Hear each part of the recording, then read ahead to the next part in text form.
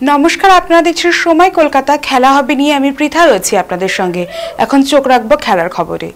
আগের দিন বিশ্বকাপ জিতেছিলেন, পরের দিনই বিশ্বজয়ী অধিনায়ককে সরে দাঁড়াতে বললেন প্রাক্তন ক্যাপ্টেন। এমনই ঘটনার সাক্ষী থাকলো ভারতের মহিলা ক্রিকেট।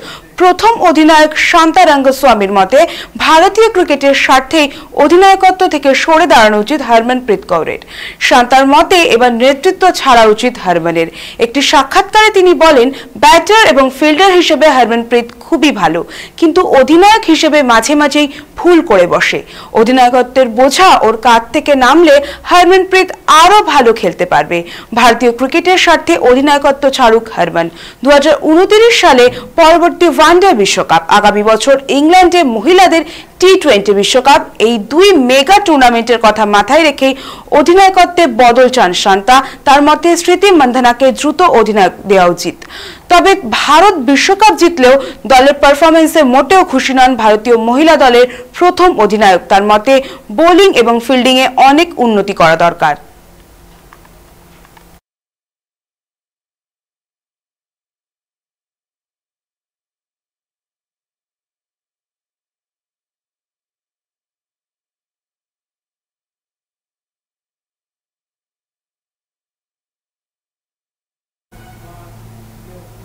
একে অপরের বিরুদ্ধে সবসময় যুদ্ধংদেহী মেজাজে থাকে দুই দেশ। পেহেলগাঁও হামলা, অপারেশন সিঁদুর পরবর্তী অধ্যায়ে দুই দেশের সম্পর্ক আরো তিক্ত হয়েছে। এমনকি খেলার মাঠে নেমে একে অপরের সঙ্গে হাত মেলাচ্ছে না দুই দেশের ক্রিকেটাররা। কিন্তু চূড়ান্ত খারাপ অবস্থার মধ্যেও বিশ্বকাপ ফাইনালে ভারতকে সমর্থন করলেন পাকিস্তানের এক ভক্ত। আপামর ভারতবাসীর সঙ্গে গলা মিলিয়ে গাইলেন জনগণমন। বিশ্বকাপের সমাপ্তি অনুষ্ঠানে পারফর্ম করছিলেন বিখ্যাত গায়িকা সুনিধি চৌহান। ম্যাচ শুরুর আগে তিনিই ভারতের জাতীয় সঙ্গীত পরিবেশন করেন। টিভিতে সুনিধির গান শুনে ভারতের জাতীয় সঙ্গীতের সুরে গলা মেলান পাকিস্তানের জার্সি পরা ওই ক্রিকেট প্রেমীরা। বুকে হাত দিয়ে সম্মানের সঙ্গে গান করার ভিডিও ভাইরাল। ভিডিও ইনস্টাগ্রামে শেয়ার করে ওই পাক ক্রিকেট ভক্ত লেখেন, উইমেন ইন ব্লুর জন্য গলা ফাটাও, তোমরা কাপ ঘরে আনো। শেষ পর্যন্ত বিশ্বকাপ জিতেছে ভারত, যদিও এবার মহিলা বিশ্বকাপে পাকিস্তানের পারফরমেন্স খুবই খারাপ। সবচেয়ে কম পয়েন্ট পেয়ে সকলের নিচে থেকে টুর্নামেন্ট শেষ করেছে ফাতিমা সানারা। কিন্তু নেট দুনিয়া সাক্ষী থাকলো এক বিপরীত দৃশ্যে। ভাইরাল হওয়া এক ভিডিওতে দেখা গেল পাকিস্তানের জার্সি পরে একদল পাক ভক্ত গাইছেন ভারতের জাতীয় সঙ্গীত। এহেন আচরণকে সম্মান জানিয়েছেন ভারতীয়রাও।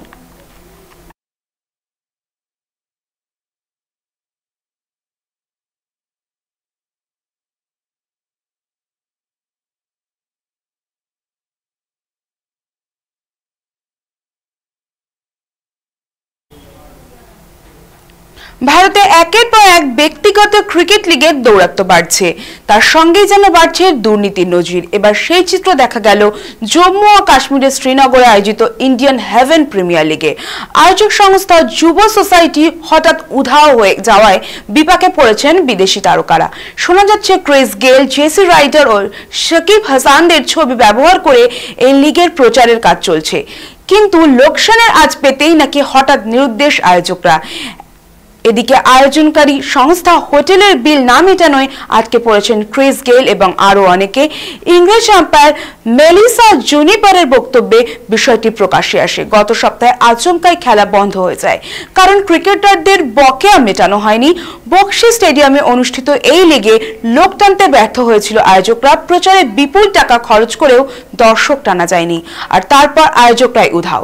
এখন প্রশ্ন উঠছে, অভিজ্ঞতা না থাকা সত্ত্বেও কিভাবে এমন সংস্থাকে আয়োজনের অনুমতি দেওয়া হয়েছিল?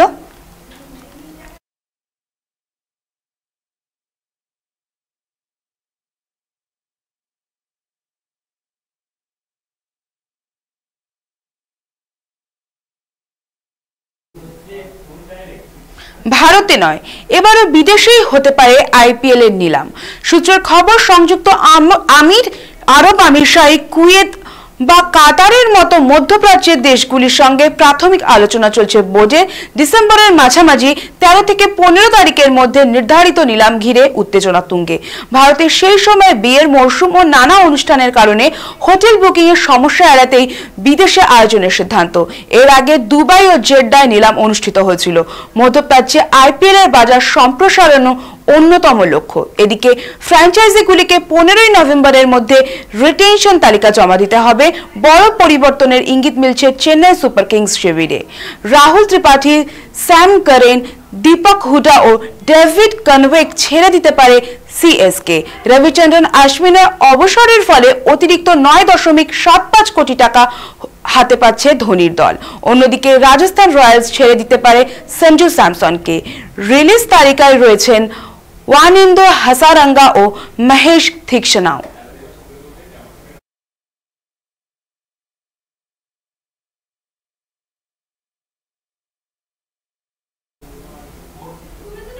দু 2005 ও 2017-তে লক্ষ্যভেদ হয়নি, কিন্তু 2025 সালের স্বপ্ন পূরণ করেছে ভারতীয় মহিলা দল।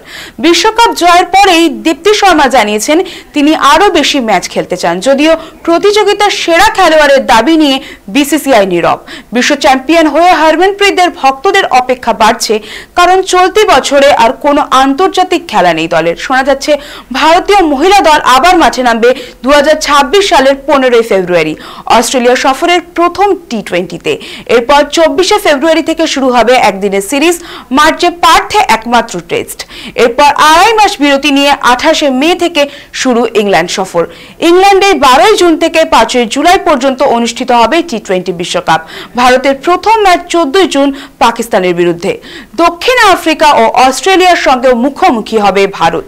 বিশ্বকাপের পর 10 থেকে 13 জুলাই লর্ডসে ইংল্যান্ডের বিপক্ষে একমাত্র টেস্টে নামবেন হরমনপ্রীতরা।